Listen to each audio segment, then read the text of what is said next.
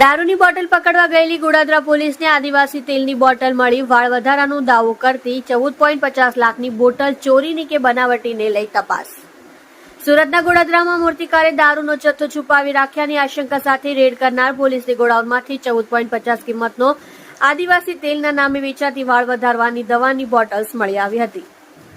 મૂર્તિકારના બે ભાઈએ છુપાવી રાખેલી આ બોટલ બનાવટી હોવાની શંકા સાથે પોલીસે તપાસ શરૂ કરી હતી।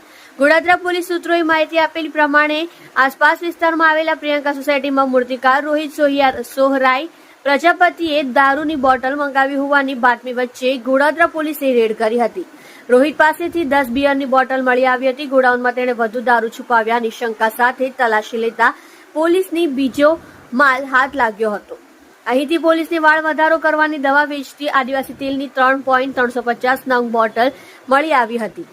આ બોટલ આ રીતે છુપાવવામાં આવી હોય મામલો શંકાસ્પદ લાગ્યો હતો। દારૂ સાથે ઝડપાયેલા રોહિતે આ બોટલ પોતાના ભાઈ મોહિતે છુપાવી હોવાનું જણાવતા પોલીસે આ યુવક સહિત બેને અટકાયતમાં લીધા હતા।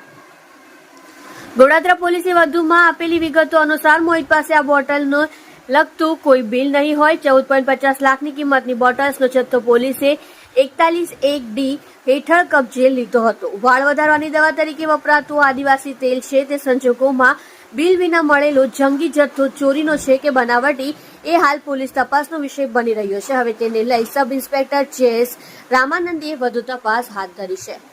તમે જોઈ રહ્યા છો SD ન્યૂઝ ચેનલ ફેઝર શેખની સાથે।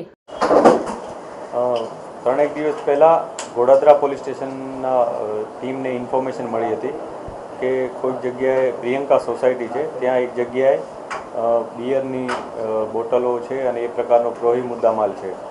આ અનુસંધાને પોલીસે ત્યાં રેડ કરી હતી અને 30 જેટલી બિયરની બોટલ મળી હતી, જેમાં પોલીસને એવી શંકા હતી કે હજુ વધુ મુદ્દામાલ મળશે, જે બાબતને લઈને આસપાસ પોલીસે તપાસ કરી હતી।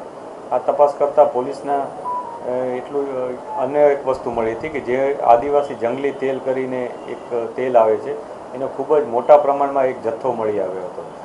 આ બોટલોની સંખ્યા કુલ 3350 છે અને જે એની પ્રાઇસ છે એના ઉપર લખેલી એ મુજબ એની કુલ કિંમત થાય છે 14,50,000ની આસપાસ। આ તેલ વિશે અમે જ્યારે જે ત્યાં હાજર વ્યક્તિ હતો એને પૂછ્યું તો એણે જણાવ્યું હતું કે એનો ભાઈ છે અરવિંદ ઉર્ફે મોહિત, એની પાસે એણે આ વસ્તુ મંગાવેલી હતી। હવે એને કઈ રીતના મંગાવી એની અમે તપાસ શરૂ કરી હતી કે જેમાં પોલીસને જાણવા મળ્યું હતું કે એણે કુરિયર મારફતે કોઈ જગ્યાએથી મંગાવ્યું હતું, જે બાબતની તપાસ કરતાં પોલીસે સરથાણા બાજુ પણ ગયા હતા કે જ્યાંથી આ મુદ્દામાલ મેળવ્યો હતો। ત્યાંના મેનેજરને પણ બોલાવ્યા હતા અને વિગત મેળવી હતી।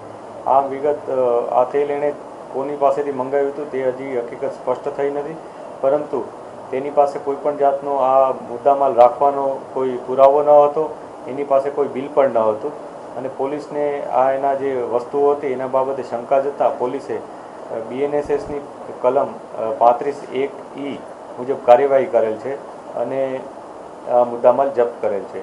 આમાં અમે જે મૂળ માલિક છે કંપનીના એનો પણ સંપર્ક કરી રહ્યા છીએ કે જેથી કન્ફર્મ થાય કે આ તેલ એ લોકોનું ઓરિજિનલ તેલ છે કે કોઈ ડુપ્લિકેટ છે। આ ઉપરાંત એનામાં કોઈ અન્ય કોઈ ગુનાહિત ઘટના છે કે નહીં એની પણ અમે અત્યારે તપાસ કરી રહ્યા છીએ।